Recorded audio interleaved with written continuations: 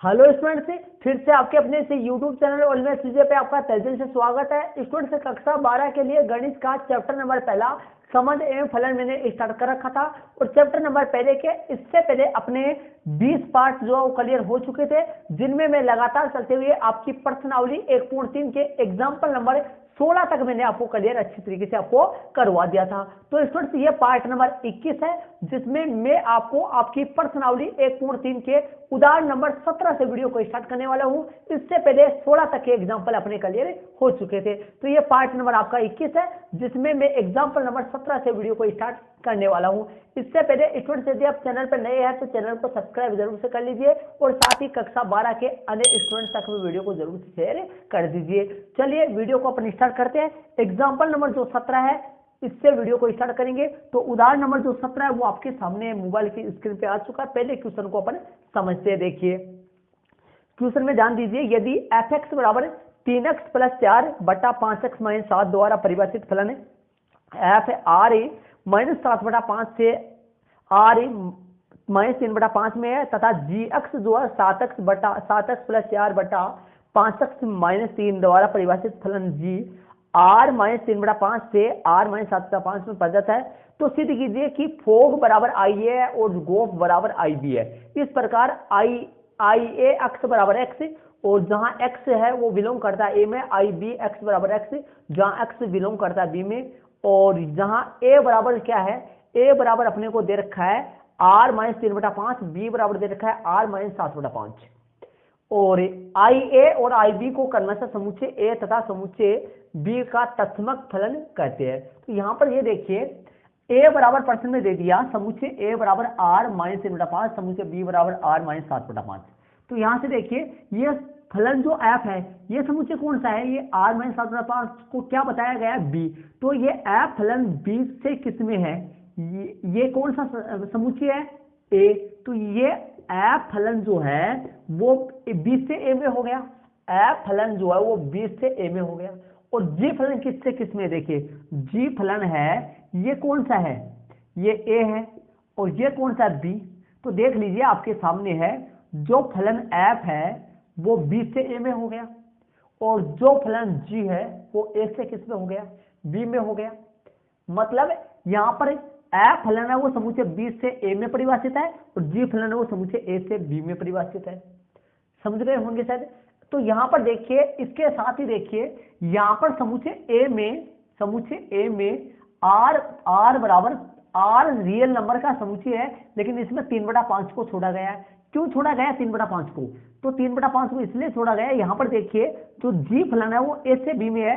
तो यदि फलन जी अपना ये रहा, यदि इस जी फलन के अंदर यदि मैं 3 बटा 5 रख दूं, तो ऊपर तो कोई प्रभाव नहीं पड़ेगा, लेकिन यदि मैं नीचे x की जगह 3 बटा 5 रख दूं, तो यहां पर 3 बटा 5 रखते ही ध्यान दीजिए यहां पर ये अनंत आ जाएगा, जिसको अनंत यहां पर जीरो हो जाएगा यहां पर, और यहां पर जीरो होते ही जीरो का भाग लगेगा तो ये अनंत हो जाएगा। मतलब ये फलन परिभाषित नहीं होगा किसके लिए, 3 बटा 5 के लिए। इसलिए 3 बटा 5 ऐसे हटाया गया है।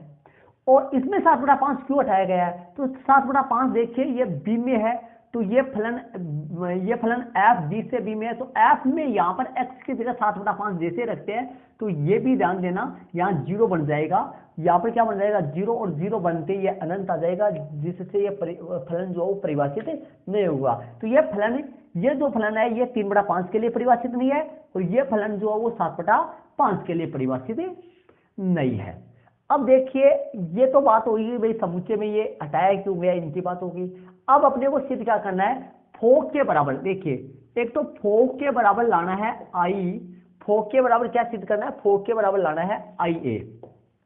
इसका मतलब हो गया फोग के प्रांत में से, देखिए फोग के प्रांत में से अपन कोई भी अवयव रखेंगे तो ये उसी प्रांत का अवयव आएगा। जैसे फोग अपना है, फोग जो समुच्चय है वो किससे किस में रहेगा, देखिए ये रहेगा अपना बी से ए में रहेगा। तो बी से ए में रहेगा तो अपने पास बी का कोई भी अवयव रखेंगे तो अपने पास फोग जो है वो किस में जाएगा, बी से बी में जाएगा। तो अपने पास जो फोग जो समुच्चय है, फोग जो फलन है, वो अपना एक्स का मान जो भी यहां पर रखेंगे वो उसमें ही आ जाएगा। जैसे अक्स रखा तो एक्स ही आ गया, एक रखने पर एक ही आ गया। तो ये ऐसा फलन जिसके अक्स रखने से एक्स ही आ जाता है, वाई रखने से वाई आ जाता है, ये तत्सम फलन कहलाता है। तो सबसे पहले अपने को फोग निकालना है, फिर गोफ निकालना है, दोनों अपने को निकालना है। तो चलिए सबसे पहले अपन निकालते हैं। सबसे पहले अपने को निकालना है, फोग निकालना है। तो फोग अपन सबसे पहले निकाल लेते हैं। तो चलिए फोग अपन सबसे पहले निकाल लेते हैं। तो यहाँ पर अपने लिख देता हूँ, फोग निकालता हूँ। तो देखिए सबसे पहले अपन निकालते हैं फोग, और फोग को अपन लिख सकते हैं फोग एक्स, और यहाँ से देखिए फोग एक्स को अपन लिख सकते हैं एफ ऑफ जी एक्स, ठीक है। फिर एफ वैसा वैसा जी एक्स की जगह जी एक्स पूरा डाल दो, 7x + 4 है बटा 5x - 3 है, ये लिख दिया मैंने, ये अपने पास लिख दिया। अब इसके बाद में देखिए f 7x + 4 बटा 5x - 3 है। अब fx में x का मान ये लिखना है, ध्यान से सुनिए, fx में x का मान ये लिखना है, x की जगह लिखना है। देखिए कैसे रखेंगे, 3, और x की जगह ये रखना है, fx में x की जगह ये रखना है। क्यों रखना है, क्योंकि fx बराबर अपने को 7x + 4 बटा 5x - 7 दिया है, लेकिन ये भी तो fx है। तो x का मान, ये x का मान उसमें fx में रख दो। तो कैसे रखा जाएगा, देखिए 3 का तो 3, और 7x + 4 बटा 5x - 3, और प्लस 4 वैसा का वैसा। इसी तरीके से नीचे 5 वैसा का वैसा, 7x + 4 बटा 5x - 3 और -7, ठीक है। आगे अपन इसको हल करता हूँ, हल करता हूं तो इसका लेसर और इसका लेसर सेम आएगा, लेसर से लेसर क्या हो जाएगा, कट जाएगा। तो कट जाएगा। इसके बाद में देखिए ऊपर इसको हल करेंगे, हल कैसे करेंगे, लेसर से लेसर कट जाएगा, और 7 तिया कितना हो गया, 21x, 7 तिया कितना हो जाएगा, 21x हो जाएगा। तो 7 तिया 21 हो गया। अब देखिए आगे, और 7 तिया 21x और 3 चौक 12, और आगे ये क्या होगा, देखिए 5x - 3 जो है वो 4 से गुणा होने वाला है, लेसर लेंगे तो आपको पता है 5 चौक 20 हो गया, 20x - 4 तिया 12 हो गया, ठीक है। नीचे देखिए लघुत्तम 5x - 7 ही आएगा, तो यहाँ पर 5 से गुणा हो जाएगा, ये 35x प्लस का 20, और इधर कितना आएगा, माइनस का 35x और प्लस का, यहाँ पर देखिए यहाँ पर 5x - 3 आएगा, सॉरी यहाँ पे 5x - 3 आएगा, क्योंकि x का मान अपन 5x - 3 रखे, 3 आएगा, यहाँ पर 3 आएगा, तो 7 के कितना हो गया, 21 हो गया, ठीक है। अब आगे हल अपन करेंगे, तो देखिए इसको हल करेंगे, 21x 20x 41x हो जाएगा, कितना हो जाएगा, 41x हो जाएगा, और 12 से 12 क्या हो जाएगा, कट जाएगा, पर 35x से, और यहाँ पे भी 35x आएगा, माइनस का 35x लगाना है, तो 35x से 35x कट जाएगा, 20 और 21 कितना हो जाएगा, ये भी 41 हो जाएंगे। तो अपने पास 41 से 41 करके अपने पास ये रिजल्ट आ गया, x क्या प्राप्त हो गया, अपने को x आ गया। अब चलिए मैं आपको बताता हूं, यदि ये x आ गया तो अपने पास ये मान है फोग x का, फोग का है, x अपन लगा सकते हैं, फोग x का है, और जहां यहां जो x है, ये x किस में बिलोंग करेगा, ये x बिलोंग करेगा। अब देखिए ध्यान से सुनिए, ये x किस में बिलोंग करेगा, ये फोग है, तो फोग जो है, जब f फलन b से a में परिभाषित है, तो फोग फलन भी b से a में परिभाषित होगा। तो ध्यान दीजिए b में से प्रांत आएगा, और b में से अपन अवयव रखेंगे, इसमें x की जगह b में से रखेंगे, तो अपने पास अवयव जो आएगा, वो जो प्रतिबिंब आएगा वो a में से आएगा। तो ये जो अवयव x है वो a का होगा, जहां x बिलोंग्स टू a, जहां x जो है वो a में बिलोंग करेगा। इसलिए यदि ये a में बिलोंग करेगा तो मैं ऐसे लिख सकता हूं फोग x, इसलिए a में बिलोंग करेगा, तो अपने ऐसे लिख सकता हूं कि फोग x बराबर है, फोग, अब x हटा सकते हो आप, x हटा दोगे क्योंकि x वैसे मान्य होता है, तो फोग बराबर है x की जगह, अब x किस में बिलोंग कर रहा है, समूचे a में, तो समूचे a में बिलोंग कर रहा है, तो इसको लिख देंगे अपन IA। कैसे लिख देंगे, IA। क्यों लिख देंगे IA, देखिए मैं बताता हूं, ध्यान दीजिए, x किस में से लिखे थे, किस में से रखना है, b समूचे में से, प्राप्त किस में से होगा, a में, लेकिन यहां पर जो रखेंगे वो यहां पर आएगा सेम, यहां पर जो रखेंगे वो सेम आएगा। तो फोग जो है वो एक तत्समक फलन हो गया, और जिसमें आगे जो है वो IA आता है, मतलब समूचे a का रखते हैं तो एक के समान ही आता है इसमें, ठीक है। तो फोग बराबर आई ए लाना था, जो कि मैंने प्राप्त कर लिया। फोग बराबर क्या ले आया, आई ए लाया। अब गोप निकालेंगे, तो गोप जो है वो ए से बी में रहेगा, इसके बीच में लाइन खींच के भी कर सकते हो आप, ठीक है। तो यहाँ पर देखिए अब निकालेंगे फलन गोप निकालेंगे, तो जैसे फोग निकाला है वैसे गोप निकालेंगे। तो देखिए लघुत्तम, यहाँ पर देखिए लघुत्तम लिया है, यह हल करना आपको छोटी क्लास में सीखा होगा, खूब सारा हल करना होता है। लघुत्तम से लघुत्तम कट गया था, 7 21 अक्स हो गया, 312 हो गया, ये लघुत्तम है, लघुत्तम है तो इससे गुना होने वाला है, ठीक है। तो चलिए अब निकालते हैं गोप। तो गोप को मैं लिख सकता हूं गोप एक्स, चलिए अब इसको लिख सकता हूं जी ऑफ एफ एक्स, ठीक है। जी वैसा का वैसा, एफ एक्स की जगह एफ एक्स का मान डाल दो पूरा, क्या डालोगे 3x + 4 बटा 5x - 7 हो गया, ठीक है। अब gx है, तो gx में ध्यान से सुनिए, gx में x की जगह ये पूरा रखना है, तो रखिए gx में x की जगह पूरा रखना है, तो कैसे रखोगे, 7 वैसा का वैसा है, x की जगह रख दूंगा 3x + 4 बटा 5x - 7 प्लस का 4, नीचे 5 वैसा का वैसा, 3x + 4 बटा 5x - 7 और माइनस का 3 वैसा का वैसा।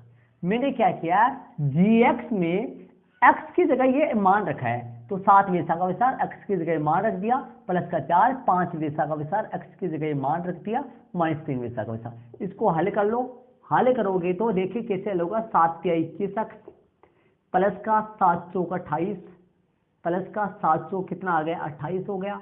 अब इसको 4 से गुणा करोगे, 5 × 4 प्लस का 20, 5 × 4 कितना हो गया, प्लस का 20 x हो गया, -7 × 4 = 28। ऐसे नीचे वाला देखिए 5 × 3 = 15 x प्लस का 20 माइनस का 15 x और प्लस का 21, ये अपने पास आ गया। और लसा से लसा क्या हो गया था, लघुत्तम से लघुत्तम कट जाएगा, ठीक है। तो अब अपन इसको हल करते हैं, तो देखिए 28 से 28 कट जाएगा और आपके 15 से 15 कट जाएगा। तो अपने पास इसको अपन हल करेंगे, तो 21 x और 20 x 41 x बन गया, और ये आपके सामने 41 हो जाएगा, 41 से 41 कट जाएगा, सेम वाल्यू हुआ है ऐसे जो इस तरफ हुआ था, x आ गया। अब अपने पास ये आ गया GOF x जो है वो x आ गया, और जहां x, अब x किस में बिलोंग करेगा, देखिए अब किस में बिलोंग करेगा, ये 1 में बिलोंग करेगा, तो ये इसका विपरीत b में बिलोंग करेगा, तो यहाँ x बिलोंग करेगा b में। तो ये अपने पास आ गया, जो गोफ है वो i भी आ गया अपने पास, ठीक है। ये अपने पास i भी आ गया, ये अपने को HP करना था। ये आपके सामने उदाहरण नंबर 17 हो गया। अपने को फोग निकालना था IA के बराबर और गोप निकालना था IB के बराबर। तो ये उदाहरण नंबर 17 हो गया, इसको आप अपने नोटबुक में जरूर से ऐड कर लीजिए और चलते आगे। ध्यान दीजिए ये IA ये IB क्यों आया है, क्यों, ध्यान दीजिए प्रश्न में मैंने आपको इसी प्रश्न के शुरू में आपको ये समझाया था कि जो एफ फलन है वो 20 से ए में परिभाषित है, 20 से ए में परिभाषित है, तो फोग फलन भी 20 से ए में परिभाषित होगा। तो बी में से रखेंगे तो ए में आएगा, लेकिन बी में से जो रखेंगे सेम ही ए में आ जाएगा। अक्स रखा हूं तो अक्स आ जाएगा, एक रखेंगे तो एक ही आएगा, 2 रखेंगे तो 2 आएगा। इसीलिए अक्स यहां पर रखा, एक्स ही रिजल्ट आया, लेकिन वो समुच्चय बी में से रखा था ए में आएगा, ठीक है। इसमें क्या है, इसमें है गोफ, तो जी फलन ए से बी में था, तो गो फलन भी जी से ए से बी में होगा। तो यहाँ पर एक्स अपना ए में रखेंगे तो रिजल्ट आएगा बी में, तो ये इसलिए इसको आई बी बोले हैं, ठीक है। तो ये अपना उदाहरण नंबर 17 होगा, इसको आप अपने नोटबुक में ऐड कर लीजिए। चलते हैं आगे वाले उदाहरण नंबर 18 को ओपन करते हैं। तो चलिए स्टूडेंट्स, एग्जाम्पल नंबर जो 18 है वो आपके सामने है। पहले क्वेश्चन को समझते हैं। सिद्ध कीजिए कि यदि एफ फलन जो है वो ए से बी में और जी फलन जो बी से सी में एक एक ही है, तो गोफ फलन ए से सी में बी एक एक ही है। मतलब अपने को दो फलन को एक एक ही दे रखा है और एक फलन को एक एक ही सिद्ध करवा रहा है। तो देखिए एफ फलन, एक तो फलन एफ जो है वो ए से बी में एक एक ही है, फलन एफ ए से बी में एक एक ही है, ए से बी में एक एक है। जी फलन वो बी से सी में एक एक ही है, ठीक है। ये एक एक की दे रखे है। सिद्ध करना है अपने को कि जो गोप फलन है, जो गोप फलन है वो ए से सी में एक एक ही है क्या, ये अपने को सिद्ध करना है। चलो ठीक है, ध्यान दीजिए। यदि ये एक एक ही है तो अपन हर बार क्या करते हैं, एफ एक्स वन एक एक ही के लिए कैसे जांच करते हैं अपन, यदि एक एक ही है तो एफ एक्स वन बराबर एफ एक्स टू यदि हो तो अपन ये दोनों एक्स वन बराबर एक्स टू भी होगा। मतलब यदि फलन एफ एक एक ही है तो एफ एक्स वन बराबर एफ एक्स टू है, तो इन दोनों के बराबर होने पर एक्स वन बराबर एक्स टू भी होगा, एक्स वन बराबर एक्स टू भी पक्का ही होगा। ठीक है, और इसी तरीके से जी एक एक ही है तो जी एक्स वन बराबर जी एक्स टू यदि बराबर है तब अपने पास एक्स वन बराबर एक्स टू भी होगा। ये दोनों बातें अपने को क्वेश्चन में अगले ने दे रखी है। अब अपने को गोप को एक एक ही साबित करना है। गोप एक एक ही साबित करने के लिए अपन मान लेंगे कि गोप एक्स वन यदि गोप एक्स टू के बराबर है, गोप एक्स वन यदि गोप एक्स टू के बराबर है, तो यहां से अपने रिजल्ट में क्या ले आएंगे, तब तो एक्स वन बराबर एक्स टू भी होगा, तब तो एक्स वन बराबर एक्स टू भी।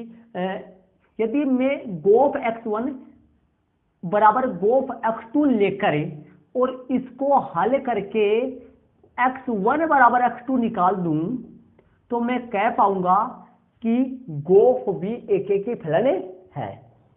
अर्थात गोप एक्स वन बराबर गोप एक्स टू लेकर यदि मैं यह साबित कर दूंगा कि एक्स वन बराबर एक्स टू भी बराबर है, तो अपन कह सकेंगे कि गोप फिर एक एक ही है।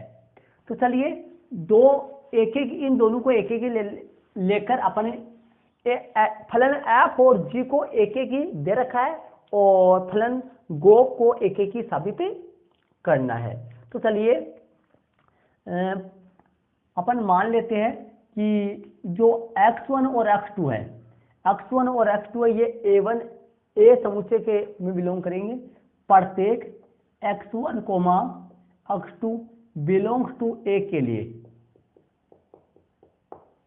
बिलोंग्स टू a के लिए x1 comma x2 belongs to x1 by x2 belongs to a के लिए यदि गोफ मान लो गोफ x1 मतलब x1 का प्रतिबिंब और x2 का प्रतिबिंब यदि समान हो तो इससे हल करके अपन x1 बराबर x2 निकालेंगे। अब देखिए इनको मैं ऐसे लिख सकता हूं g of F X one और इसको लिख सकता हूं g of F X two, ऐसे इनको लिख सकते हैं अपन g of F X one बराबर g of F X two, ऐसे लिख सकते हैं इसको। अब ध्यान से देखिए, अब ध्यान दीजिए फलन g जो था वो एक एक ही अपने को दे रखा है, फलन g एक एक ही है और फलन g जो है एक एक ही है। तो ध्यान दीजिए अपन यहां पर लिख सकता हूं मैं, चूंकि फलन g जो है या g एक एक ही है, g एक एक ही है और यदि g एक एक ही है, फलन जो g है, ध्यान से सुनिए, फलन g एक एक ही है तो यदि g एक्स वन बराबर g एक्स टू बराबर हो तो इससे रिजल्ट क्या निकलेगा, एक्स वन बराबर एक्स टू भी आएगा।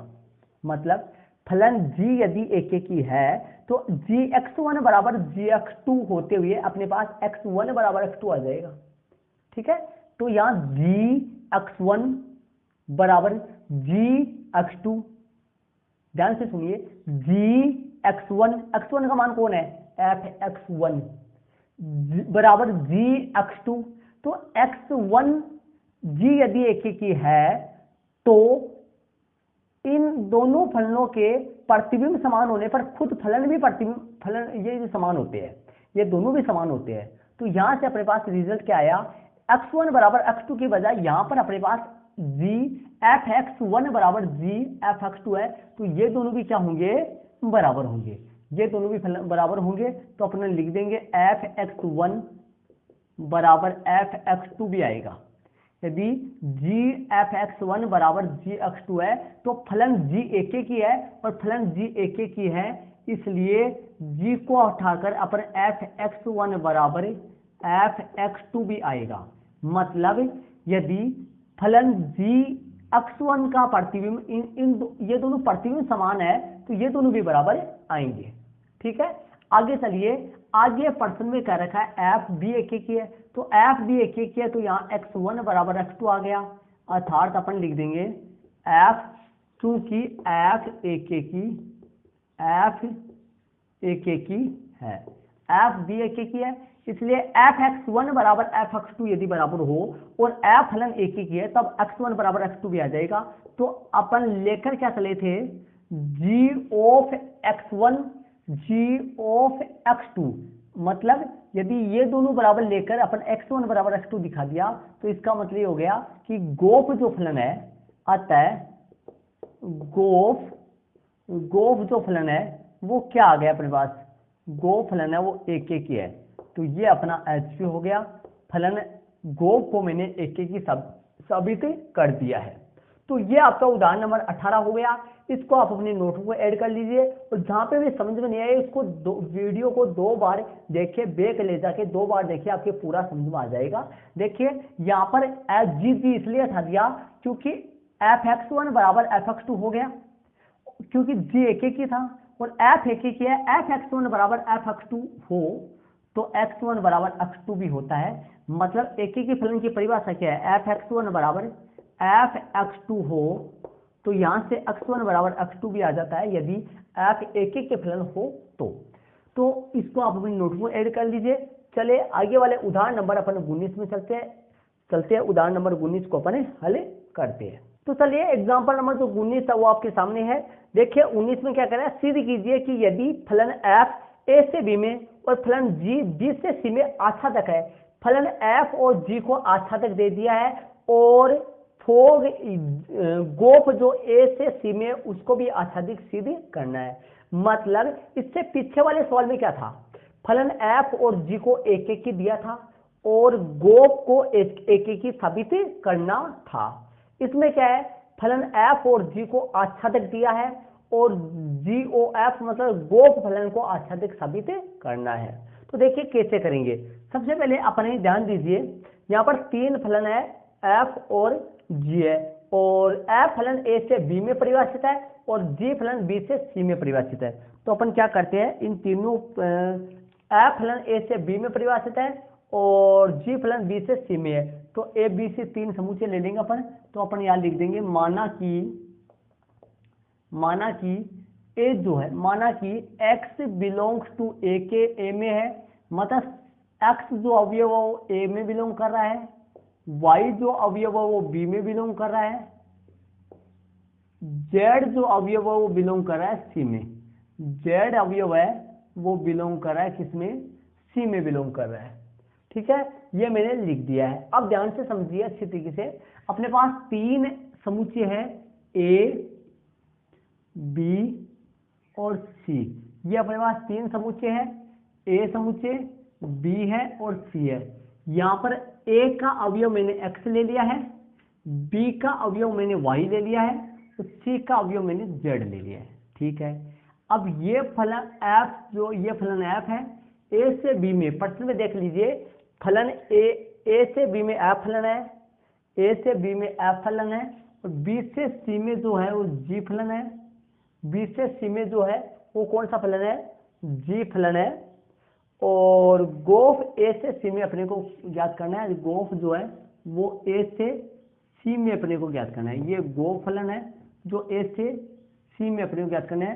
तो यहाँ पर देखिए z जो है वो c का अवयव है। चलिए इसको अपने a फलन f, ये फलन f है, f और g एक आच्छादक दिए हुए है, f और g आच्छादक दिए हुए है और फोग को आच्छादक साबित करना है। तो ध्यान से देखिए, आच्छादक का मतलब क्या है, आच्छादक पर ज्यादा फोकस किस पे करते हैं, आच्छादक फलन के लिए क्या होना चाहिए कि आच्छादक फलन के लिए होना चाहिए कि सह प्रांत के प्रत्येक अवयव का पूरा प्रतिबिंब प्रांत में विद्यमान होना चाहिए, ये तो मतलब हुआ। तो बताइए f और g फलन आच्छादक है, इसका मतलब ये हुआ कि g फलन आच्छादक का मतलब ये हुआ कि सह प्रांत जो c है, सह प्रांत जो सी है इसमें जेड के प्रत्येक अवयव का पूर्व प्रतिबिंब वाई होगा।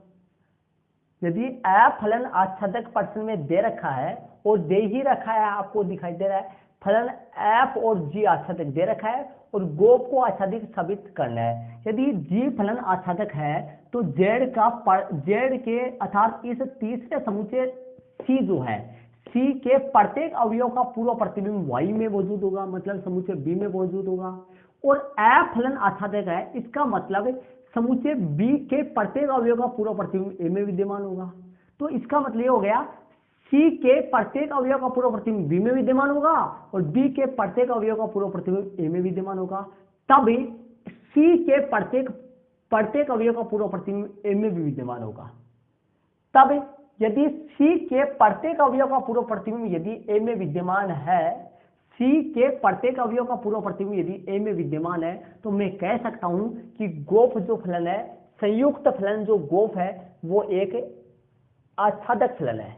आच्छादक फलन क्या होता है? आच्छादक फलन में लास्ट वाले के प्रत्येक अवयव का पूर्व प्रतिबिंब देखा जाता है, तब वो आच्छादक होता है। तो इसके बाद भी क्या करोगे, क्योंकि प्रश्न में दे रखा है या प्रश्नानुसार भी लिख सकते हैं। प्रश्नानुसार देखिए, प्रश्नानुसार फलन जो जी है वो 20 से सी में, फलन जी जो है वो फलन 20 समुच्चय 20 से सी में आच्छादक है। क्या लिखा मैंने? आच्छादक है। जो फलन जी है वो 20 से सी में आच्छादक है। जब 20 से सी में आच्छादक है तो जेड के प्रत्येक अवयव का पूर्व प्रतिबिंब वाई होगा, अर्थात समुच्चय सह प्रांत सी के प्रत्येक अवयव का पूर्व प्रतिबिंब प्रांत बी में मौजूद होगा। मतलब इसका मतलब मैं लिख सकता हूं, इसलिए एफ, इसलिए जी लिखूंगा, इसलिए फलन जो जी वाई बराबर जेड आएगा। मतलब प्रत्येक अवयव के लिए सह प्रांत के जेड के प्रत्येक मानों के लिए प्रांत बी में पूर्व प्रतिबिंब विद्यमान होगा। तो जी वाई बराबर जेड आ गया। जी वाई बराबर क्या आ गया? जेड आ गया। तथा एफ जो है वो ए से बी में आच्छादक है। एफ जो है वो ए से बी में क्या है? आच्छादक है। इसलिए ए से बी में आच्छादक है, तब एफ एक्स बराबर वाई आ गया। मतलब वाई के प्रत्येक मानों के लिए अक्ष में पूरा प्रतिबिंब विद्यमान है। तो ये समीकरण 2 आ गया। अब देखिए, अब अपन क्या लाना है, अब गोफ जो है, गोफ के लिए मतलब गोफ ए टू सी के लिए, ऐसे लिख देता हूं, गोफ ए टू सी के लिए क्या सिद्ध करना है कि आच्छादक है। तो देखिए, आच्छादक के लिए अपन क्या करेंगे, गोफ का समुच्चय ए में से अपने अवयव रखे, ए में से रखे अपने अवयव, तो अपने पास सी में मिलेगा। तो जेड अक्ष के भिन्न भिन्न अवयव का प्रतिबिंब अक्ष या जेड के प्रत्येक अवयव का पूरा प्रतिबिंब अक्ष में विद्यमान होगा, है ना। ये अपने को लाना है। तो अपन क्या लिख देंगे, तो यहां पर लिख देंगे गोफ एक्स। तो गोफ एक्स के बराबर अपने को जेड लाना है। देखिए, जी फलन बी से सी में आच्छादक है, तो आपने लिखा जी वाई बराबर जेड, ये होगा पक्का। और फलन एफ ए से बी में आच्छादक है, तो मैंने लिखा एफ एक्स बराबर वाई, तो वाई के प्रत्येक मानों के लिए पूरा प्रतिबिंब विद्यमान होगा। यहाँ पर जेड के प्रत्येक मानों के लिए पूरा प्रतिबिंब विद्यमान होगा। तब गोफ के लिए क्या लाएंगे, गोफ एक्स बराबर वाई, गोफ एक्स बराबर जेड लाना है कि जेड के प्रत्येक मानों के लिए ए में भी पूरा प्रतिबिंब विद्यमान होगा। तो इसको अपन लिखूंगा जी ऑफ एफ एक्स, ऐसे लिख दूंगा इसको, जी का जी, और एफ एक्स की जगह क्या लिख दूंगा, एफ एक्स का मान जो समीकरण में पड़ा हुआ है, एफ एक्स का मान किसमें? 2 में पड़ा हुआ है, तो यहाँ पर लिख दूंगा जी वाई। कहां से? समीकरण 2 से। ठीक है, अब मैंने जी वाई यहाँ पर लिख दिया। तो देखिए, जी वाई बराबर समीकरण 1 में जेड होता है, समीकरण 1 में जी वाई बराबर जेड होता है, तो यहाँ पर जी वाई बराबर क्या रख दूंगा? जेड। तो अपने पास ये लाना था मैंने, गोफ जो एक्स है, जो गोफ एक्स है वो जेड आ चुका है। मतलब जेड के प्रत्येक मानों के लिए अक्ष में पूरा प्रतिबिंब विद्यमान है, इसलिए गोफ भी आच्छादक फलन हो गया। अतः क्या लिख दूंगा, अतः गोफ आच्छादक फलन है, गोफ जो है वो आच्छादक फलन है, ये अपना HP हो गया। तो प्रश्न में G और F को आच्छादक देकर, प्रश्न में G और F को आच्छादक देकर अपने गोफ को आच्छादक लाए हैं। तो ध्यान दीजिए, इसमें मेन बात ये है, मेन मुद्दा समझिए। देखिए Z के G आच्छादक है, तो G आच्छादक है तो Z के प्रत्येक अवयव का पूर्व प्रतिबिंब Y में मिलेगा, ठीक है। और F भी आच्छादक है तो Y के प्रत्येक अवयव का पूर्व प्रतिबिंब X में भी होगा। तो देखिए, जब Z के प्रत्येक अवयव का पूर्व प्रतिबिंब Y में होगा और Y के प्रत्येक अवयव का पूर्व प्रतिबिंब X में होगा, तो अपन ऐसे बोल सकते हैं फिर तो Z के प्रत्येक अवयव का पूर्व प्रतिबिंब X में भी होगा। तो यदि Z के प्रत्येक अवयव का पूर्व प्रतिबिंब X में है तो A टू Z में कौन सा फलन चल रहा है, G ऑफ, तो G ऑफ क्या होगा, फिर तो आच्छादक होगा, क्योंकि Z के प्रत्येक अवयव का पूर्व प्रतिबिंब X में होगा, तब गोफ जो फलन है वो एक आच्छादक फलन होगा। तो ये उदाहरण नंबर अपना 19 हो गया, इसको आप अपने नोटबुक में ऐड कर लीजिए। चलते हैं उदाहरण नंबर 20 में अपने चलते हैं। तो चलिए स्टूडेंट्स, एग्जाम्पल नंबर जो 20 है, उदाहरण नंबर जो 20 है उसको अपन समझते हैं। देखिए पहले समझते हैं, F तथा G ऐसे दो फलनों पर विचार कीजिए, फलन F और फलन G पर ऐसे दो फलनों पर विचार कीजिए, ऐसे दो फलनों पर विचार कीजिए कि गोफ परिभाषित है, मतलब फलन जो गोफ है वो परिभाषित है, परिभाषित का मतलब वो फलन होना चाहिए, और तथा एकेकी है। F और G ऐसे दो फलनों पर विचार कीजिए कि गोफ परिभाषित है तथा एकेकी है और है, तो क्या F तथा G दोनों अनिवार्यतः एकेकी है। मतलब कहने का मतलब मेरा ये, इसका ये स्टूडेंट्स ये आपसे ये कहना चाहता है कि F और G ऐसे दो फलनों पर विचार कीजिए जहां से गोफ परिभाषित है और एकेकी है, जिससे गोफ एकेकी हो जाए, और गोफ के एकेकी होने पर F और G क्या दोनों अनिवार्यतः एकेकी होंगे, या दोनों में से कोई एक एकेकी है, या दोनों ही एकेकी नहीं है। मतलब कि F और G ऐसे दो फलनों पर विचार करना है ताकि गोफ एकेकी हो और F और G, गोफ एकेकी होने पर F और G एकेकी है या उनके बारे में आपको क्या कहना है, ये अपने से पूछा है इसने। और सेम ही उदाहरण नंबर 21 भी है, सेम ही उदाहरण नंबर 21 में एकेकी के स्थान पर आच्छादक दे रखा है, सेम उदाहरण नंबर 21 में। लेकिन पहले अपने 20 को देखते हैं। देखिए 20 को पहले समझते हैं। देखिए ध्यान से देखिए, पहले देखिए फलन F जो है ना वो A से B में, फलन F A से B में, इसके बारे में अपन कुछ कह नहीं सकते, A से B में फलन है, और फलन G जो है वो B से C में, ठीक है, B से C में है। अब यहां से जो गोफ फलन है वो आप जानते हैं, जो गोफ फलन है वो A से C में परिभाषित होगा, A से C में परिभाषित होगा, और प्रश्न के अनुसार इसको ये एकेकी होना चाहिए। प्रश्न के अनुसार ध्यान से देखिए, ये एकेकी होना चाहिए। प्रश्न के अनुसार ध्यान दीजिए, गोफ जो फलन है, ध्यान दीजिए, एक मिनट स्टूडेंट्स यहां पर दे दीजिए, गोफ जो फलन है वो A से C में है। अब ध्यान दीजिए A से C में है। अब यदि मैं A फलन, ये समुच्चय यहाँ लूं, B समुच्चय यहाँ लूं, C समुच्चय यहाँ लूं, ये A है, ये B है, ये C है, तो ध्यान दीजिए जब और ये A से B में F फलन है, ये B से C में G फलन है, ठीक है, और ये जो है ये अपना गोफ फलन है। तो ध्यान से देखिए, यदि A से C में गोफ फलन, A से C में गोफ फलन एकेकी है, तब तो A से B में F फलन भी एकेकी रहेगा। कैसे, ध्यान से सुनिए, जब A से C में गोफ फलन एकेकी अपन लेंगे तब तो A से B में F फलन भी एकेकी ही रहेगा। क्यों, सुनिए ध्यान से देखिए, क्योंकि जब A के भिन्न भिन्न अवयवों के प्रतिबिंब C में मौजूद रहेंगे, समुच्चय ए के भिन्न भिन्न अवयव के प्रतिबिंब सी में मौजूद रहेंगे। जब गोफ एक की है तो ए के भिन्न भिन्न अवयव के प्रतिबिंब सी में अलग अलग रहेंगे। तो यदि ए के भिन्न भिन्न अवयव के प्रतिबिंब सी में अलग अलग रहेंगे तो ए के भिन्न भिन्न अवयव के प्रतिबिंब बी में भी अलग अलग रहेंगे। इसलिए गोफ यदि एक की है तो फलन एफ भी एक की ही रहेगा। यदि आप ए से दो फलन लो एफ और जी, जिससे गोफ यदि एक की आ जाए, गोफ एक की आप लो, एफ और जी दो फलनों के एक से एग्जांपल लो जिससे गोफ फलन ए से सी में एक की हो, तो ए से बी में एफ फलन भी एक की ही रहेगा, क्योंकि इसका जो प्रांत है, गोफ का प्रांत है और एफ का जो प्रांत है वो समान है।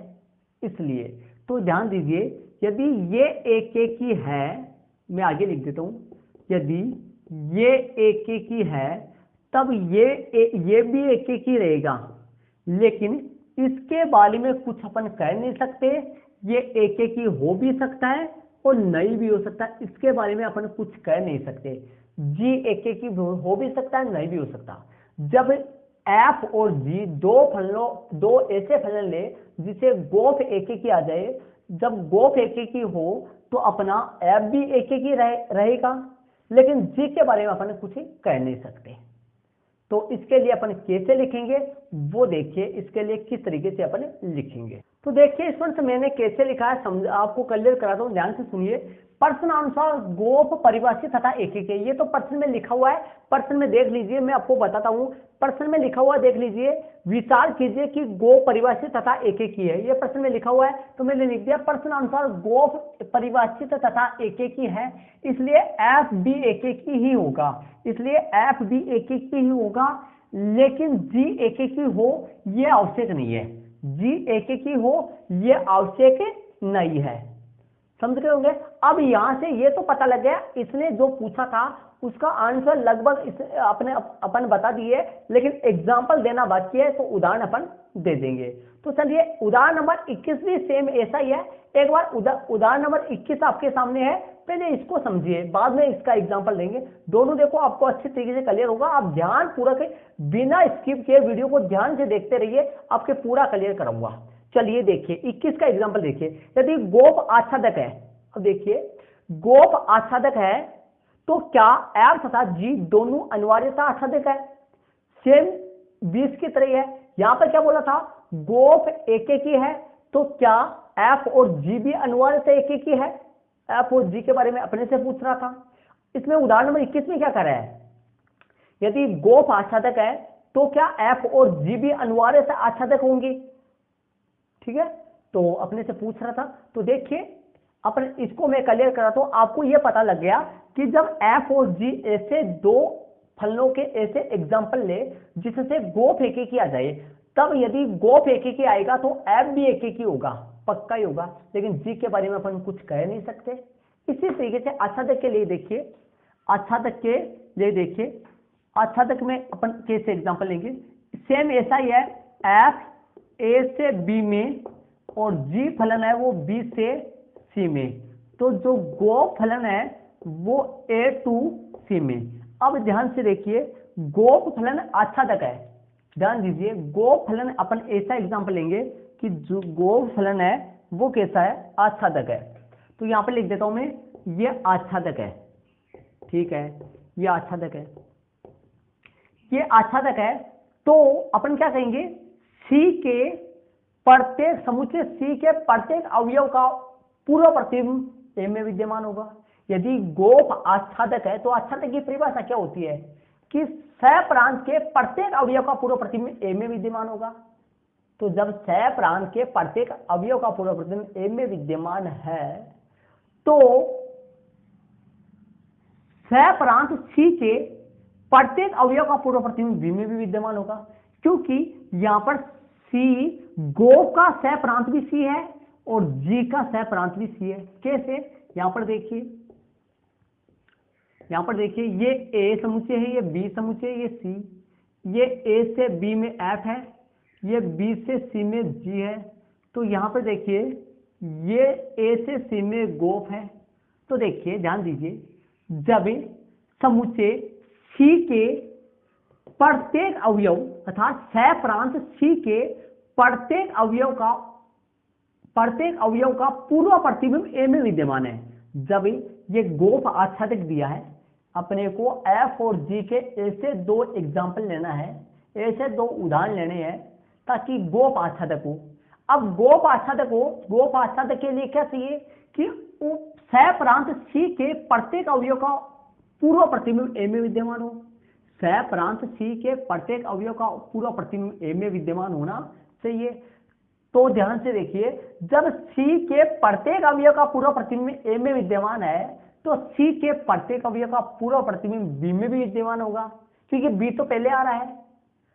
C के प्रत्येक अवयव का पूर्व प्रतिबिंब A में विद्यमान है। A में तो तब रहेगा जब C के प्रत्येक अवयव का पूर्व प्रतिबिंब B में विद्यमान होगा, क्योंकि C की सहायता से ही B की सहायता से ही तो C A में जाएगा। तो जब गोफ आच्छादक है तो G भी आच्छादक होगा, क्योंकि जब C के प्रत्येक अवयव का पूर्व प्रतिबिंब A में विद्यमान होगा तो इससे पहले C के प्रत्येक अवयव का या सह प्रांत C के प्रत्येक अवयव का पूर्व प्रतिबिंब B में भी विद्यमान होगा। तो देखिए, गोफ आच्छादक होगा तो आपका G भी आच्छादक होगा, क्योंकि दोनों का सह प्रांत सेम है। गोफ और G का दोनों का सह प्रांत सेम है, तो गोफ आच्छादक है तो G भी आच्छादक होगा। किसकी वजह से? क्योंकि गोफ का सह प्रांत और G का सह प्रांत सेम है। तभी F आच्छादक हो भी सकता है और नहीं भी हो सकता। F के बारे में अपन कुछ कह नहीं सकते। समझ गए? शायद दोनों सेम प्रश्न, सेम तरीके का प्रश्न है। यहां पर क्या बोला गया है? गोफ एक ही है, तो गोफ एक ही है तो F भी एक ही होगा। G के बारे में अपन कुछ कह नहीं सकते। और यहां गोफ आच्छादक है तो G भी आच्छादक होगा, F के बारे में अपन कुछ कह नहीं सकते। समझ गए होंगे? तो इसी तरीके से बोल रहा हूं कि यदि गोफ एक ही है तो F भी एक ही होगा, G के बारे में कुछ कह नहीं सकते। गोफ आच्छादक है तो G भी आच्छादक है, F के बारे में कुछ कह नहीं सकते। कैसे? ऐसे इसलिए हुआ क्योंकि गोफ का प्रांत और F का प्रांत समान है। ठीक है, तो यहां पर जब A के भिन्न भिन्न अवयव का प्रतिबिंब C में विद्यमान है तो A के भिन्न भिन्न अवयव का प्रतिबिंब B में भी विद्यमान होगा। मतलब एक के लिए किसको फोकस किया जाता है? प्रांत को देखा जाता है। और आच्छादक के लिए किसको देखा जाता है? सह प्रांत को देखा जाता है। तो सह प्रांत के भिन्न भिन्न अवयव, सह प्रांत C के भिन्न भिन्न अवयव का पूर्व प्रतिबिंब A में विद्यमान होगा, तो सह प्रांत C के भिन्न भिन्न अवयव का पूर्व प्रतिबिंब B में भी विद्यमान होगा। और इसके लिए अपन कुछ कह नहीं सकते। तो ये सेम लाइन उस तरफ लिखेंगे। कैसे लिखेंगे? देखिए, प्रश्नानुसार गोफ परिभाषित तथा, या परिभाषित तो इसमें लिखा भी नहीं है, सीधा लिख दो। प्रश्नानुसार गोफ आच्छादक है, इसलिए G भी आच्छादक ही होगा, लेकिन F आच्छादक हो ये आवश्यक नहीं है। सेम लाइन आएंगी, सिर्फ आच्छादक के लिए आएंगी। चलिए मैं लिख देता हूं इन सेम लाइनों को। तो देखिए स्टूडेंट्स, मैंने उदाहरण नंबर जो 21 है उसमें क्या लिखा है देखिए। प्रश्नानुसार मैंने क्या बताया था कि भाई गोफ आच्छादक है तो G भी आच्छादक होगा, लेकिन F के बारे में अपन कुछ कह नहीं सकते, क्योंकि गोफ आच्छादक अपन लेंगे और गोफ आच्छादक लेने पर F और G के ऐसे एग्जाम्पल लेंगे जिससे गोफ आच्छादक आ जाए। और जब गोफ आच्छादक आएगा तो आपका G भी आच्छादक आएगा, लेकिन F के बारे में अपन कुछ कह नहीं सकते। तो ऐसा ही मैंने लिखा है, प्रश्नानुसार गोफ आच्छादक है इसलिए G भी आच्छादक ही होगा, लेकिन F आच्छादक हो ये आवश्यक नहीं है। सेम इन्हीं लाइनों पर लिखा है। यहाँ पर मैंने क्या लिखा है? प्रश्नानुसार गोफ परिभाषित तथा एक ही है, इसलिए F भी एक ही होगा, लेकिन G एक ही हो ये आवश्यक नहीं है। तो यहीं पे ऐसे लिखा है, गोफ आच्छादक है इसलिए G भी आच्छादक ही होगा, लेकिन F आच्छादक हो ये आवश्यक नहीं है, तो चलिए अब इनके एग्जाम्पल लेने बाकी रह गए दोनों के। मैंने नीचे लिख दिया, देखो उनको हटा दिया ताकि मैं यहाँ पर सवाल कर सकूं। मैंने नीचे लिख दिया ताकि आपके दिमाग में रह सके। क्या लिख दिया मैंने नीचे? देखिए, गोफ A to C में एक ही है ले, यदि गोफ A to C में एक ही ले तो आपका एफ ए टू बी में एक एक ही रहेगा, लेकिन जी के बारे में हम कुछ कह नहीं सकते। और यदि कैसे ऐसे कैसे हो गया, क्योंकि गोफ यदि एक एक ही लेंगे तो एक के भिन्न भिन्न अवयव के प्रतिबिंब सी में भिन्न भिन्न रहेंगे। जब एक के भिन्न भिन्न अवयव के प्रतिबिंब सी में भिन्न भिन्न रहेंगे तो एक के भिन्न भिन्न अवयव के प्रतिबिंब बी में भी भिन्न भिन्न रहेंगे, तब आपका एफ एक ही रहेगा।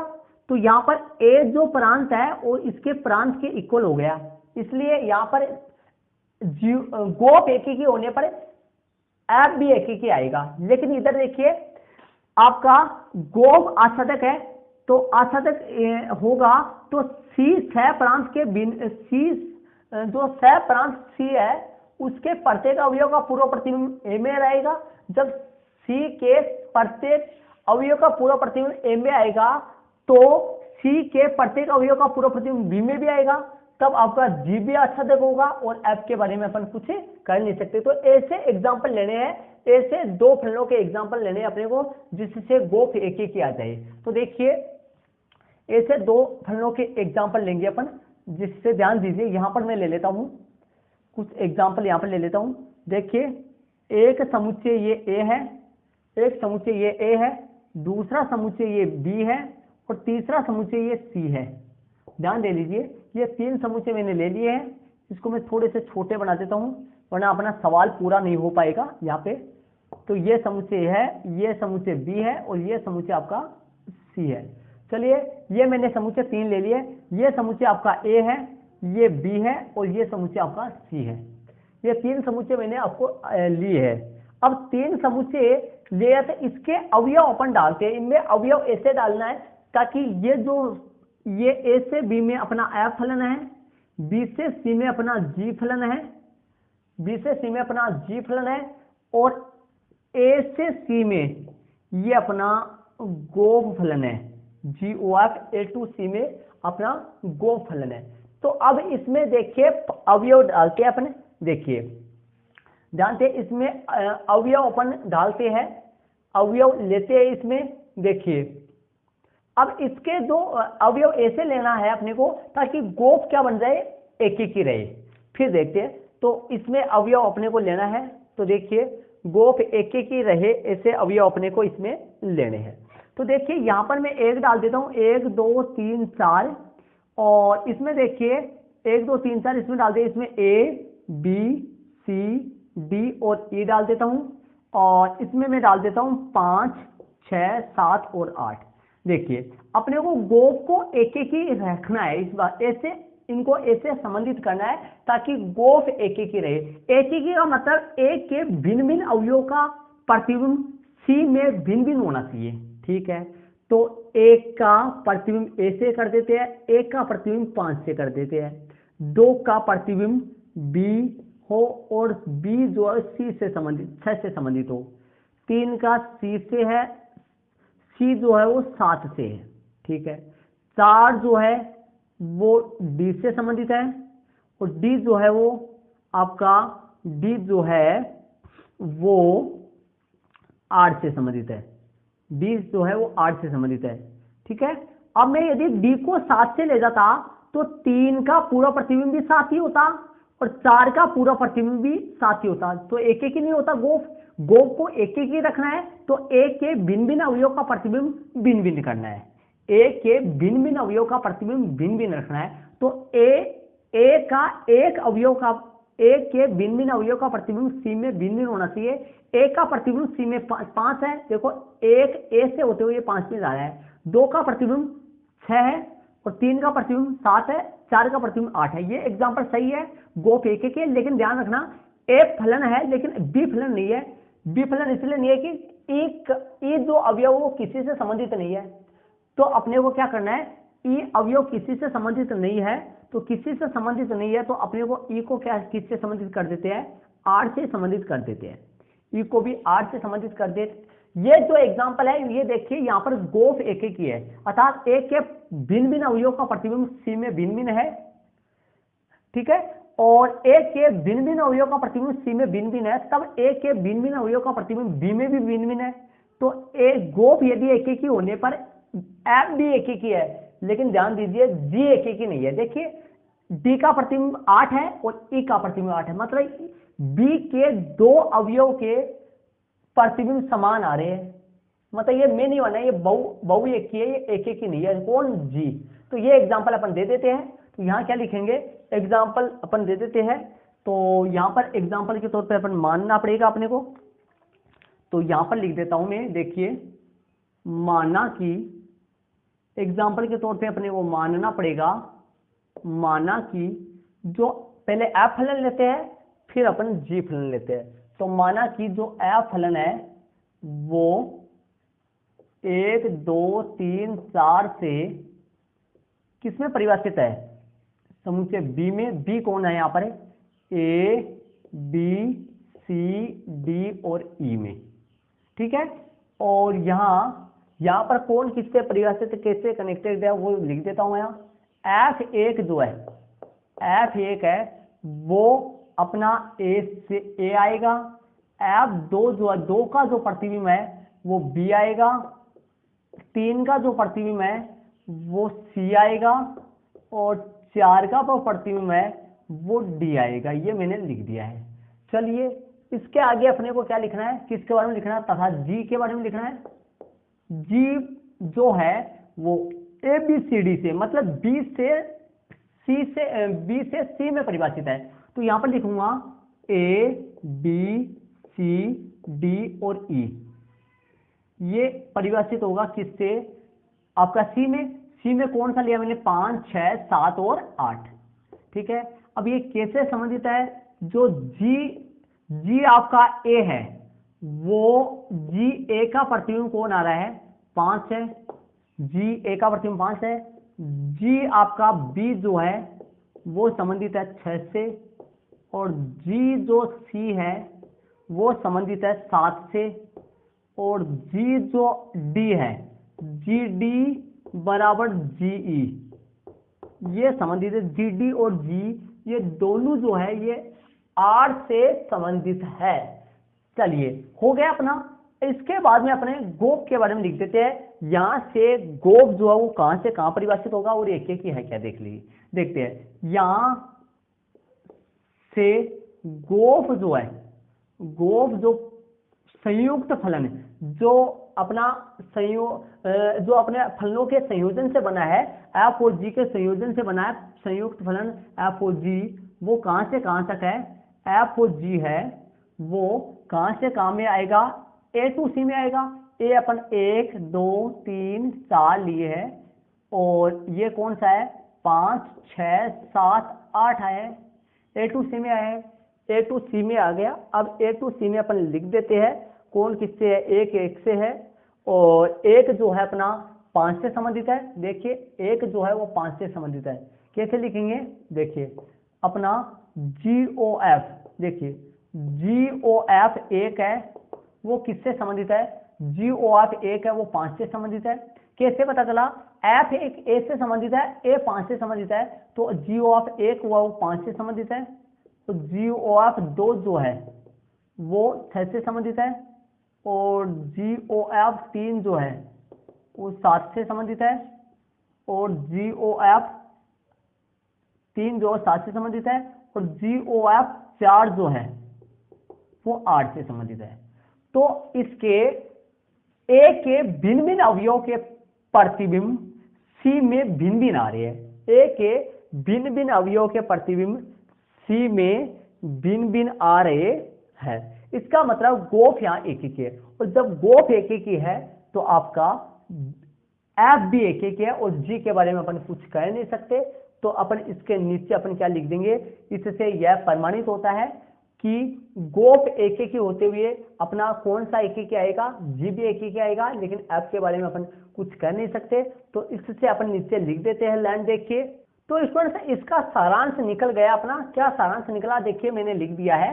इससे प्रमाणित होता है कि गोप एक ही है तो एफ भी एक ही है। इससे प्रमाणित होता है कि गोप एक ही है तो एफ भी एक ही है, लेकिन जी एक ही नहीं है। ये अपने को बताना था। गोप के एक ही होने पर एफ और जी में से दोनों एक ही होंगे, या दोनों में से कोई एक एक ही होगा या दोनों ही एक ही नहीं होंगे, ये अपने को बताना था।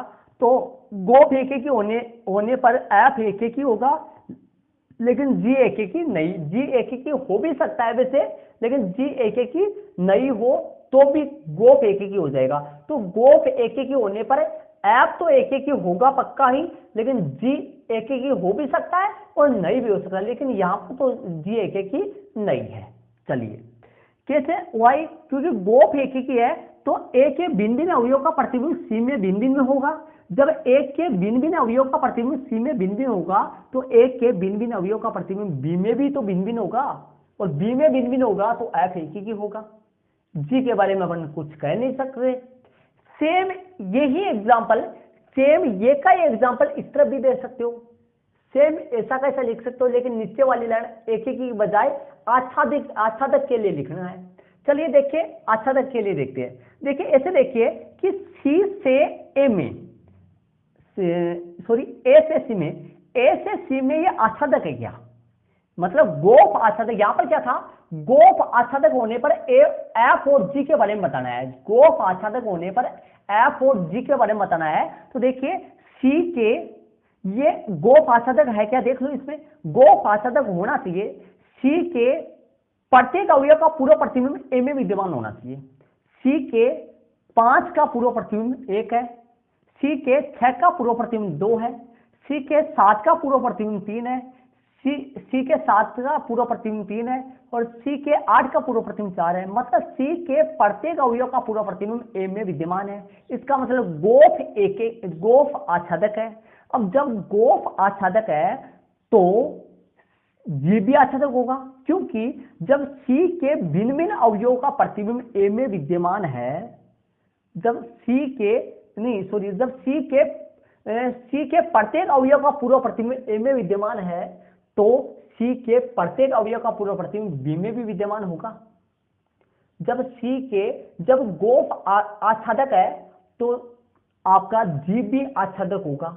क्यों, क्योंकि जब सी के प्रत्येक अवयव का पूरा प्रतिबिंब ए में विद्यमान होगा तो सी के प्रत्येक अवयव का पूरा प्रतिबिंब बी में भी विद्यमान होगा, और जब बी में विद्यमान होगा तो आपका जी भी आच्छादक होगा और जी आच्छादक होगा, लेकिन एफ के बारे में अपन कुछ कह नहीं सकते। तो यही एग्जांपल सेम लिख सकते हो, ये डायग्राम बना सकते हो आप, और ये लाइन कैसे लिखोगे, इससे प्रमाणित होता है कि गोफ आच्छादक है, गोफ आच्छादक है तो जी भी आच्छादक है, गोफ आच्छादक है तो जी भी आच्छादक है, लेकिन एफ आच्छादक नहीं है, ऐसे वहां पर लिखोगे।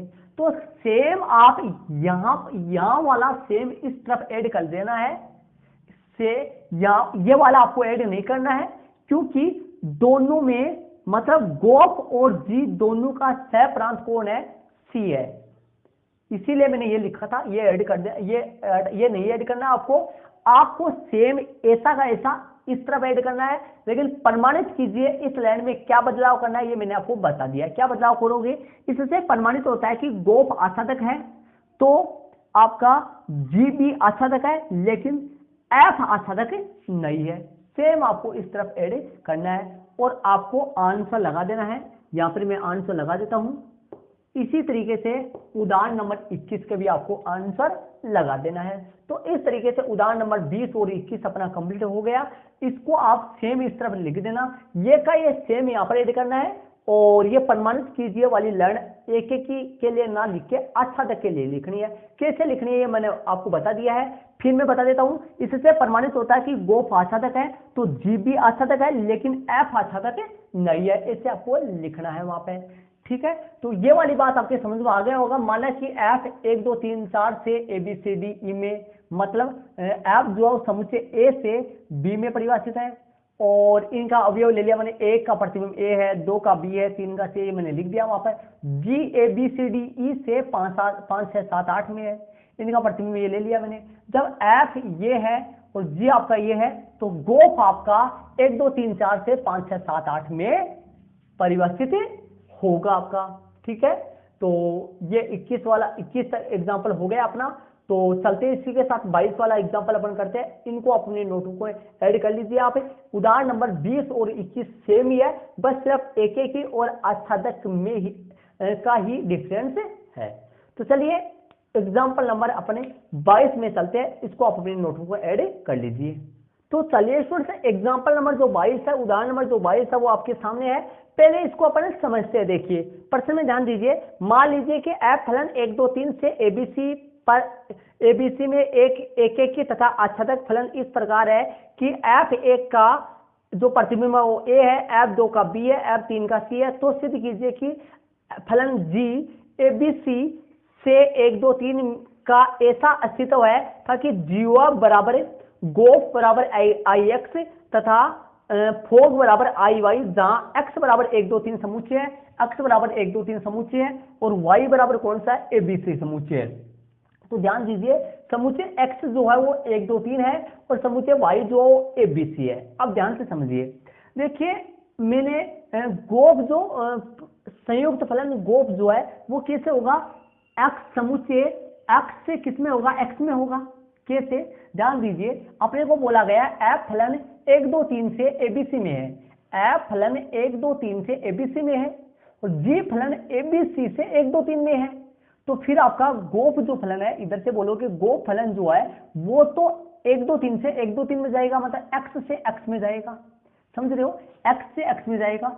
जब आपको गोफ के बराबर आपको सिद्ध करना है गोफ बराबर आई एक्स, इसका मतलब हुआ कि गोफ संयुक्त फलन ऐसा हो कि x का गोफ के अंदर एक प्रांत में से x का यदि अवयव रखो तो x के ही आए, मतलब x रखो आपका, जैसे गोफ x बराबर x ही आना चाहिए। तो गोफ यदि आप x का अवयव 1 लो तो 1 ही आना चाहिए, उसका प्रतिबिंब 2 लो तो 2 ही आना चाहिए, 3 लो तो 3 ही आना चाहिए, इस तरीके से। और यहां पर देखिए F1 का जो प्रतिबिंब है वो A है, तो और आपके सामने एक का प्रतिबिंब फिर 1 आएगा, 2 का B है, B का 2 है और 3 का C है, C का 3 है।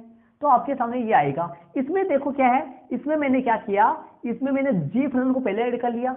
जी फलन कहां से कहां तक था, जी फलन था एबीसी से 1 2 3 में था, प्रश्न में दे रखा है, तथा जी जो फलन है यहाँ पे लिख देता हूं मैं, प्रश्न आंसर एफ फलन 1 2 3 से एबीसी में है और मैंने ये नीचे विवरण लिख दिया, प्रश्न में दे रखा है।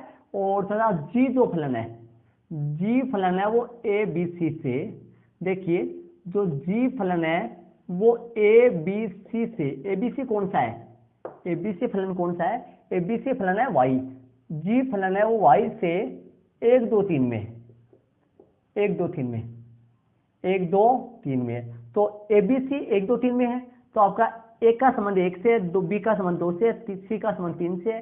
तो यहां पर देखिए, यहां पर एफ फलन पहले था, जी बाद में था, तो इसको अपन बोले थे गोफ फलन बोले थे, एक्स से एक्स में। ठीक है, यहां पर देखिए मैंने जी फलन पहले लिया है, बाद में एफ फलन लिया है, जी फलन पहले लेकर बाद में एफ फलन लिया है, तो इसको बोलेंगे आप फोग बोलेंगे। इसका फोग जो है वो वाई से वाई में होगा। तो y से y में जब फोग होगा तो अपन इसको क्या लिखेंगे, फोग x बराबर x आना चाहिए, मतलब सिद्ध क्या करना है, फोग बराबर आई वाई सिद्ध करना है। फोग बराबर क्या सिद्ध करना है, आप प्रश्न में देख सकते हो, फोग बराबर आई वाई सिद्ध करना है। आई वाई का मतलब हुआ कि फोग में y के समुच्चय में से अवयव रखो तो y में आने चाहिए, अर्थात फोग में से y का समुच्चय, y के समुच्चय में से a रखो तो अपने पास a जो है वो a का प्रतिबिंब a से आएगा और b का b में आएगा, c का c में आएगा। ये अपने को साबित करना है। तो चलिए स्टूडेंट्स आपके सामने देखिए ये डायग्राम में यहाँ पर हटा देता हूँ, इसको देखिए। पहले मैंने क्या लिखा है, प्रश्न अनुसार f 1 2 3 से एबीसी में है, f1 का ए से संबंधित है, 2 बी से संबंधित है, 3 सी से है, तथा जी फलन है वो एबीसी से, प्रश्न में दे रखा है जी फलन है वो एबीसी से 1 2 3 में है, जी फलन है एबीसी से 1 2 3 में है। तो यहाँ पर देखिए जी एक का संबंध, एक का जो संबंध है वो 1 होगा और जी बी जो है वो 2 प्रतिबिंब होगा और जी सी का प्रतिबिंब 3 होगा। ठीक है, तो यहां से देखिए अपना गोफ के लिए लेकर चलते हैं। पहले अपना पहले पहले फोक के लिए कर लो या पहले गोफ के लिए कर लो, दोनों में से कोई सा भी आप कर सकते हैं। प्रश्न में पहले आपको सिद्ध कौन सा करवाना है, पहले गोफ के लिए है तो गोफ आप ले लो पहले, तो इसको बोलोगे गोफ। अब गोफ के लिए आपको आई एक्स निकालना है, गोफ के लिए क्या निकालना है, आई एक्स निकालना है कि गोफ के प्रांत एक्स में से यदि अवयव लो, प्रांत एक्स में से अवयव लो तो सह प्रांत भी एक्स में से आएगा, सह प्रांत परिसर जो है वो भी एक्स में से ही आएगा। गोफ के लिए आप ये कैसे लिख पाओगे, गोफ के लिए गोफ को आप लिखोगे गोफ एक्स, इसको लिख दोगे जी गोफ एक्स, और इसको गोफ एक्स के लिए इसको जी ऑफ एक्स लिख दोगे, जी ऑफ एक्स इसको लिख देंगे अपन।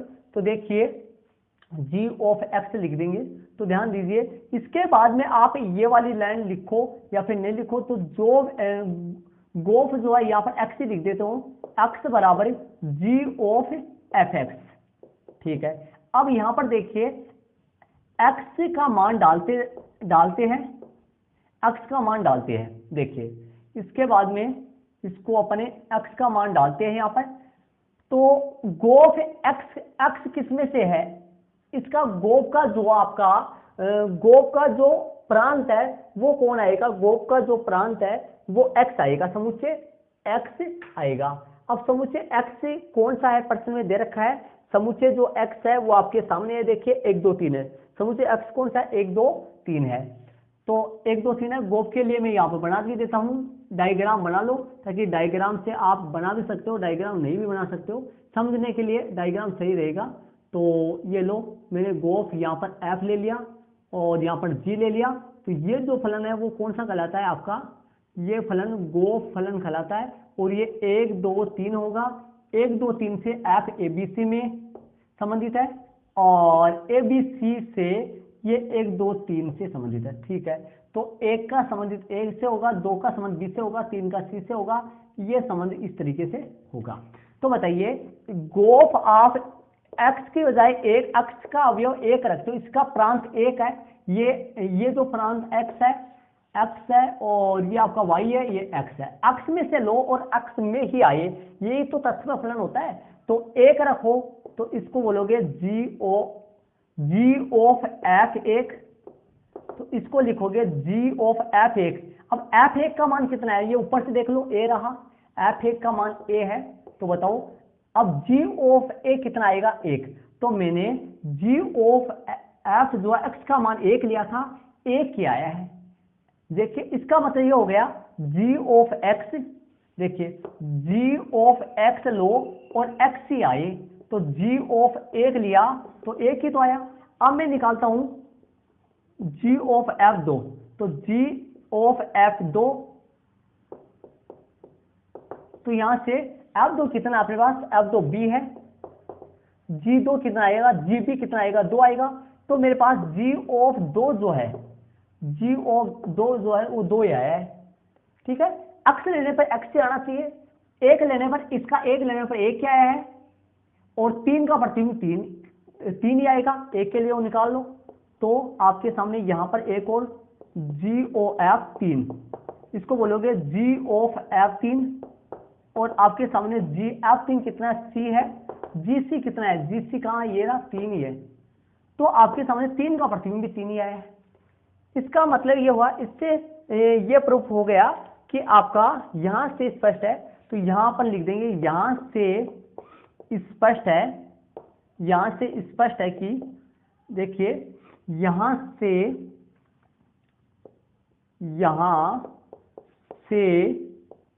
स्पष्ट है कि यहां से स्पष्ट है कि अक्ष में से अवयव लो तो अक्ष में से आता है, यहां से स्पष्ट है कि गोफ जो आई एक्स आता है, ध्यान से देखो यहां से स्पष्ट है कि जो गोफ है वो आई एक्स आता है। कैसे, ध्यान से सुनिए, समुच्चय एक्स के अवयव प्रांत में लो तो उन सबका प्रतिबिंब अक्ष में से आता है। देखिए अक्ष में से लो, अक्ष में से आ रहा है गोफ में, तो कहने का मतलब जहां एक्स का मतलब है एक्स बिलोंग्स करता है, एक्स बिलोंग्स टू किस में से आ रहा है, एक्स बराबर, जहां एक्स बराबर कौन है, 1 2 3 है, x बराबर 1 2 3 है, ये प्रश्न में दे रखा है अगले ने, x बराबर समुच्चय 1 2 3 है, ये आपके सामने आ चुका है। x बराबर कौन है, 1 2 3 है, ठीक है, ये मैंने पहला साबित कर दिया है, ठीक है। अब इसी तरीके से अपन फोग बराबर आई वाई साबित करेंगे कि फोग में y के समुच्चय में से अवयव ले तो y उनका प्रतिबिंब आए, ठीक है। तो फोग के लिए साबित करेंगे, और फोग के लिए यदि डायग्राम बनाना चाहोगे तो कैसे बनाओगे, देखिए डायग्राम फोग के लिए बनाना चाहोगे तो यहां से देखिए, ये लो आपके यहां ये आएगा फोग, और फोग के लिए अपन क्या बोलेंगे, फोग के लिए कैसे बोलेंगे, यहां पर पहले g रहेगा और फिर आएगा f, पहले g रहेगा फिर f रहेगा, और g पहले रहेगा, पहले g फलन रहेगा फिर f फलन रहेगा, तो यहां पर लिख देता हूं मैं g फलन और यहां पे f फलन लिख देता हूं। तो g फलन जो है वो कहां से कहां में है, g फलन y से x में है, तो ये y रहेगा समुच्चय, ये आपका x है, ये y रहेगा, तो a b c से 1 2 3 में है, और वापस a b c आ जाएगा, वापस a b c आ जाएगा, क्योंकि आपका f जो है वो x से y में है, तो ये आपका फोग जो है वो y के समुच्चय, फोग का जो प्रांत है वो y है, और परिसर भी क्या है, सह प्रांत भी क्या है, y है, ठीक है। तो सह प्रांत y में से अवयव लेकर y में से ही आने वाला है, तो ये आपका कौन है, फोग है। तो फोग के लिए भी ऐसे ही निकालेंगे, सेम तरीके से निकालेंगे, तो कैसे निकालेंगे देखिए, तथा फोग x बराबर फोग ऑफ fx निकालेंगे। तो अब देखिए एबीसी रख के निकालेंगे, 3 निकालना आपने, देखिए कैसे निकालेंगे, f फोग a बराबर f ऑफ gx आएगा, सॉरी यहाँ gx आएगा, f ऑफ ga, ठीक है। अब f का f ga कितना है अपने पास, ga अपने पास 1 है, तो यहाँ 1 रख दूंगा, और f1 कितना है, a है, ठीक है। तो फोग प्रांत में से मैंने a अवयव लिया था, a अवयव का प्रतिबिंब संयुक्त फलन फोग के द्वारा a में आया है। चलिए फोग b का प्रतिबिंब निकालते हैं, f g ऑफ b, तो अपने पास f gb कितना है अपने पास, तो gb जो है वो 2 है, तो f2 का मान कितना आएगा, b आएगा। और इसी तरीके से एक और निकालना है अपने को, फोग c जो है f ऑफ gc, तो f3 का मान जो है वो c आया है। तो यहां से स्पष्ट है, यहां से सेम ऐसे लिख देंगे, यहां से स्पष्ट है कि जो फोग है वो आई वाई आया है, आई वाई इसलिए आया क्योंकि y यदि प्रांत है, y के अवयव अपन लेते हैं तो पर सह प्रांत में भी y प्रतिबिंब भी सह प्रांत में से आता है, सह प्रांत y में से आता है। y के अवयव यदि अपने इसमें से लेते, y के अवयव यदि अपन प्रांत में लेते हैं तो अपना सह प्रांत भी y में से ही आता है। तो अपन इसको क्या लिखेंगे, इसको अपन लिख देंगे, यहां से स्पष्ट है, यहां से स्पष्ट है कि फोग बराबर आई वाई, फोग बराबर क्या है, आई वाई, और जहां y मतलब क्या है, y किस कौन सा समुच्चय है, a b और c समुच्चय y है, तो अपना फोग बराबर आई वाई आ गया। ये अपने को साबित करना था, ये अपना HP हो चुका है। तो ये उदाहरण नंबर 22 हो गया। आपको कैसे करना है, सबसे पहले आपको ये ऐड करना है, ये ऐड करके ध्यान दीजिए, ये डायग्राम इसके सामने बनाना है। डायग्राम बनाए या ना बनाए कोई गलती नहीं होगा, डायग्राम मैंने बनाया ताकि आपके समझ में आ जाए, ठीक है। तो देखिए अब ये गोप निकाला, यहाँ तक गोप बराबर Ix सिद्ध किया है, अर्थात गोप के प्रांत अक्ष में से यदि अवयव ले तो सह प्रांत भी प्रतिबिंब भी सह प्रांत अक्ष में से आता है, सह प्रांत भी अक्ष में से आता है, प्रतिबिंब समान ही आता है। तो यदि और फोग में यदि y में से अवयव लिया, प्रांत y में से अवयव लिया, तो मेरा जो प्रतिबिंब है वो भी y में है, तो इसलिए फोक बराबर आई वाई आ गया। इसका मतलब जो आपका आई वाई ये तत्समक फलन हो गया। तो ये उदाहरण नंबर 22 हो गया, इसको आप अपनी नोट्स में ऐड कर लीजिए। तो स्टूडेंट्स मैंने आपको इस वीडियो में आपकी प्रश्नावली 1.3 के उदाहरण नंबर 17 से लेकर 22 तक आपको क्लियर करवाया है।